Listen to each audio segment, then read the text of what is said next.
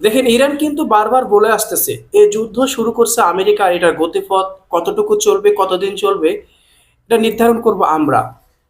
ইরানের হাতে কি এমন আপনার অশনি শক্তি রয়েছে যে ইরান দুইটি পরমাণু রাষ্ট্রধর দেশের সাথে, শক্তিধর দেশের সাথে ইরান একাই পাঙ্গা নিচ্ছে, তুলুধুলু করে হামলা করতেছে ইসরায়েল এবং আমেরিকান ঘাঁটিগুলোতে। ইরান যেটা দেখাইলো ভাই রে ভাই, মাটির ভূগর্ভ আপনার আপনার নিচে মিসাইলের শহর, সেটা তো দেখাইছে, ক্ষেপণাস্ত্রের শহর। ইরান দাবি করতেছে তাদের কাছে এমন কিছু আছে যেটা বিশ্বের অজানা। দেখেন ইরানের দাপটটা আসলে কোথায় দেখেন। পৃথিবীর সবচেয়ে বেস্ট এয়ার ডিফেন্স হচ্ছে গিয়ে আন্ডারগ্রাউন্ড বাংকার।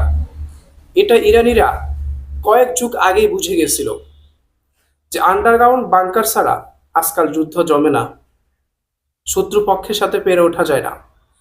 এবং পৃথিবীর সবচেয়ে শক্তিশালী অস্ত্র হচ্ছে কম দামি কিন্তু হাই কোয়ালিটির মিসাইল ও ড্রোন।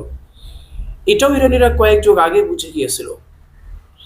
এই যে আমরা আফসোস করি শক্তিশালী এয়ার ডিফেন্স লাগবে, অত্যাধুনিক ফাইটার জেট লাগবে, আদতে এগুলো যে খুব বেশি ইফেক্টিভ না। বিশেষ করে শক্তিশালী শত্রুর বিবেচনা এটা ইরানিরা প্রমাণ করে দিয়েছে এই যুদ্ধে। ঘটনা হচ্ছে ইরানিরা ডিফেন্স হিসাবে নিয়ে এসে তাদের ভৌগোলিক সুবিধা ও পাহাড়ের তলদেশের বিশাল বিশাল আন্ডারগ্রাউন্ড সিটি, এগুলো বেশিরভাগই 8 থেকে 100 মিটার গভীরে অবস্থিত। কিছু কিছু আন্ডারগ্রাউন্ড ফেসিলিটির গভীরতা প্রায় আধা কিলোমিটার ও বেশি, বা 500 মিটারেরও বেশি, অনেক গভীরে ভাই। এই আন্ডারগ্রাউন্ড নেটওয়ার্ক এমনভাবে তৈরি করা হয়েছে, সেখানে আছে হাসপাতাল, কিচেন, ল্যাবরেটরি, মিসাইল ড্রোন বানানোর কারখানা ও স্টোরেজের ব্যবস্থা, এমনকি আন্ডারগ্রাউন্ড থেকে মিসাইল লঞ্চ করার ব্যবস্থা। যার কারণে ইরানের তীব্র থেকে তীব্রতর হামলার পরেও ইরানের মিসাইল হামলা কমাতে পারে নাই।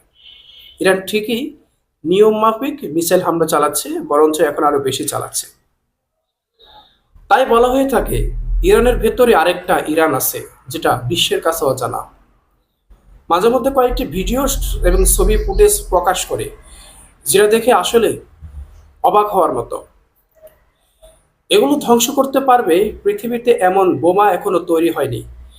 আমেরিকার হাতে থাকা সবচেয়ে শক্তিশালী বাংকার ব্লাস্টার বোমা হচ্ছে GBU-57 মিসিভ অর্ডান্স আপনার ফেন্টিলেটর MOF। এটাও মাত্র 200 ফুট বা 60 মিটার গভীরে যেতে পারে।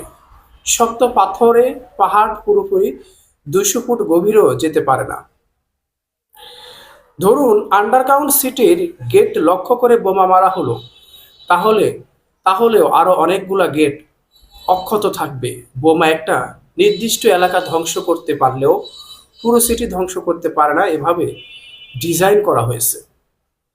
যেটা বলতে পারেন ইরানের গোপন শক্তি, যার কারণে ইরানের সাথে স্থলযুদ্ধেও, আকাশপথ যুদ্ধে কোনোটাতে পারতেছে না আমেরিকা। আমেরিকার মতো একটা শক্তিধর দেশ পুরোপুরি নাস্তানাবুদ করে ছেড়ে দিতেছে। দশাশত ইরান মিসাইল ও ড্রোনের ক্ষেত্রে বেছে নিয়েছে কোয়ালিটি ও কোয়ান্টিটি। মানে এত বেশি সংখ্যক বানাও যে শত্রুর অস্ত্র পুড়িয়ে গেলেও তোমার হাতে অস্ত্র মজুদ থাকে। ইরান এই যুদ্ধে অনেক দামি দামি এয়ার ডিফেন্স সিস্টেম, 4টা থার্ড, অনেকগুলা পেট্রিয়ট নষ্ট করে দিয়েছে। তারা বুঝিয়ে দিয়েছে যে এগুলা 100% কার্যকর নয়। আমেরিকান সফিস্টিকেট বুদ্ধি আপনার যুদ্ধ বিমান V2, F-35 এসে দামি দামি টমাহক মিসাইল ও বোমা মারছে সিভিলিয়ানদের উপর।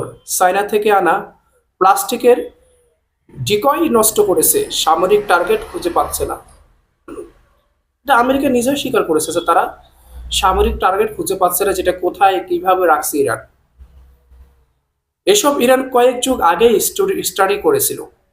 তারা দামি যুদ্ধ বিমান, রাডার, এয়ার ডিফেন্সের বদলে বেছে নিয়েছিল আন্ডারগ্রাউন্ড ডিফেন্স টেকনোলজি, ড্রোন ও মিসাইল প্রযুক্তি। আর তারা এগুলোতেই বেশি ইনভেস্ট করেছে। তাই তারা একদম কম দামে বিশ্বের সেরা মিসাইল ও ড্রোন বানাতে পারে এবং অনেক বেশি সংখ্যক বানাতে পারে। আজ ডোনাল্ড ট্রাম্প ভালোইভাবে জানে ইরানের গ্রাউন্ড ইনভেশন করা হবে আত্মঘাতী সিদ্ধান্ত। এটা হবে ভিয়েতনাম থেকেও ভয়ঙ্কর। এছাড়াও এই যুদ্ধে আকাশ থেকে জেতাও সম্ভব নয়। তাদের মিসাইল বোমার ভান্ডারও পুড়িয়ে আছে। এখন পালানোর পথ খুঁজছে, রাশিয়ার দ্বারস্থ হচ্ছে, চীনের দ্বারস্থ হচ্ছে। কিন্তু শেষ পর্যন্ত তিনটি সত্যের বিনিময়ে এই যুদ্ধের সমাপ্তি ঘটবে, তার আগে নয়।